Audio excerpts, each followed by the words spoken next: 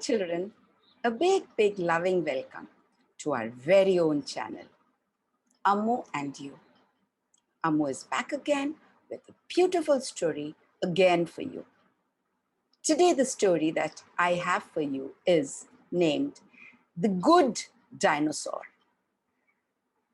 A dinosaur that is good? Yes, anyone can be good. So let's hear the story of The Good Dinosaur. Long time ago, dinosaurs ruled the earth. These giant creatures were wiped out when an asteroid hit our planet. But what if the asteroid had missed and the dinosaurs had survived? What would happen then? In a world where dinosaurs became farmers instead of extinct, there lived two apatosauruses called Henry and Ida.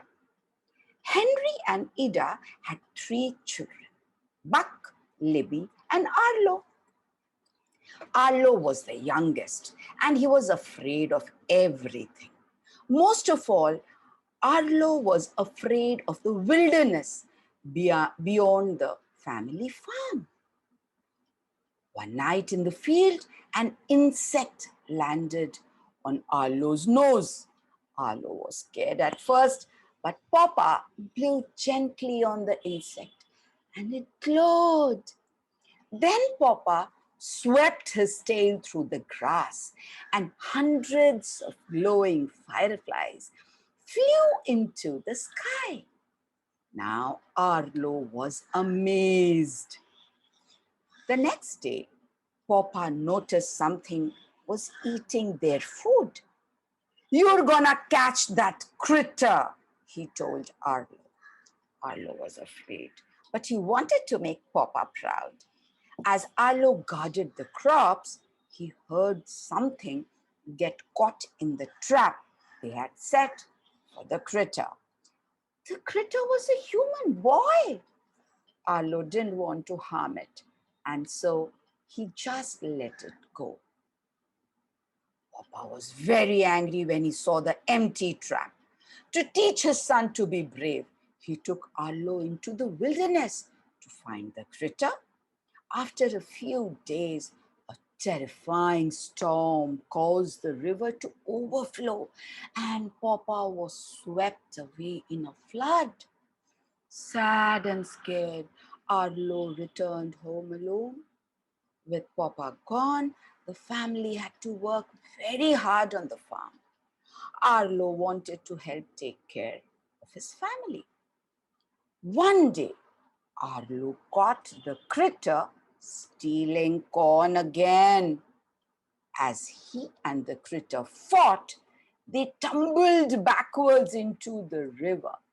"Mama!" Arlo cried, but he had been swept too far away for anyone to hear.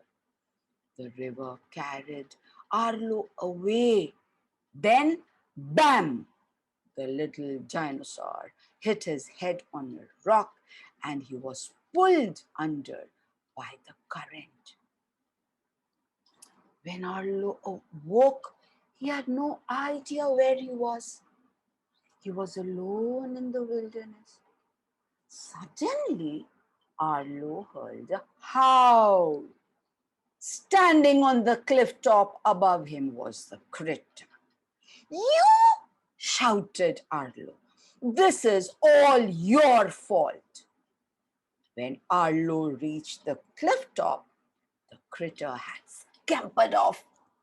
Arlo looked down at the valley far below him. How would he get back home? He stopped suddenly in his tracks. "Oh, I think I can follow the river." He was alone, scared, hungry, and tired.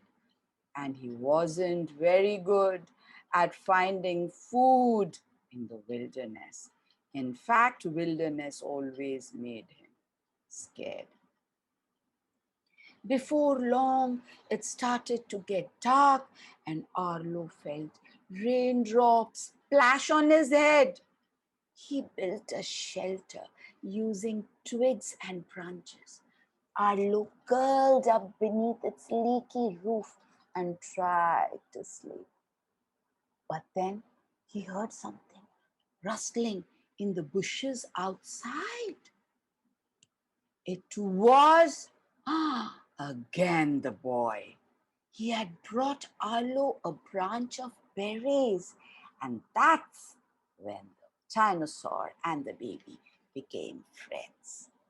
Arlo gave the boy a name, Spot.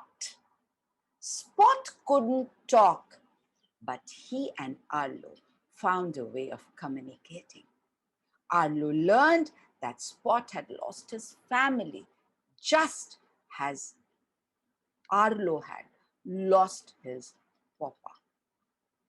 A few days later, Arlo and Spot met a family of T-Rexes called Butch, Ramsay, and Nash.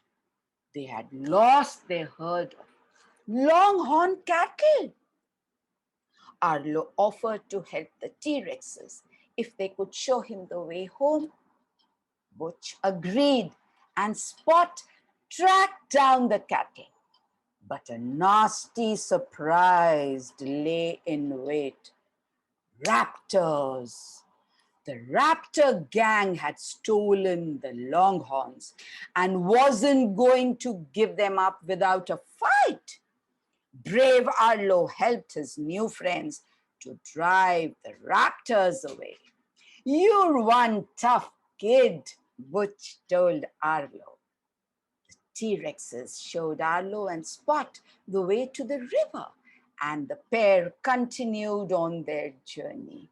Arlo was very happy to have helped the new friends, T-Rexes. Spot climbed onto Arlo's head and pointed towards the sky. Above the clouds was the most beautiful sunset that they had ever seen.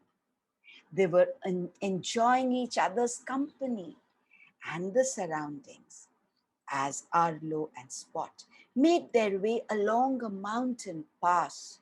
A storm was brewing. Suddenly, a pack of pterodactyls swooped down and grabbed Spot and whisked him away. Arlo gave chase and found Spot down by the river. Arlo felt a surge of courage in his heart and charged at the pterodactyls, driving them away. He was getting braver and braver, and his success was making him more and more confident. How Papa would be proud of him only if he could see him like this, thought Arlo. Arlo tried to rescue Spot, but the river burst its banks, and Arlo and Spot were swept away in the flood. My God, what an adventure! Arlo leaped across and reached Spot just as they tumbled over a waterfall. The two friends clung to each other tight as they fell into the river far, far below. Arlo climbed up the river bank holding his friend. They were safe. Arlo and Spot set off once again for home. Suddenly they heard a howl, and a human family appeared. Arlo knew he had to let Spot go with the family. The two friends sadly said goodbye to each other. Arlo carried on alone. He was no more scared and fearful like before. And before long, he saw something that made him very happy. The farm, their family farm. Mama, Libby, and Buck were there to greet him. His family was very pleased to have Arlo back again. And all of them thought that Arlo had become such a brave dinosaur. and would for sure have made Poppa immensely happy and proud wherever he is. Lovely story that you can overcome your fear anytime, only if you decide to, like our little Arlo did, isn't it? Making new friends, helping them, leads to true friendship, like Arlo and Spot and Arlo and the T-Rexes. Children, be friends, true friends to each other. If you've liked the story, which I'm sure you have, like, share, subscribe, and wait for Ammu again when she comes with another story to narrate to you. Till then, thank you so much for watching the video and listening to the story. Ammu loves you. Thank you. Bye.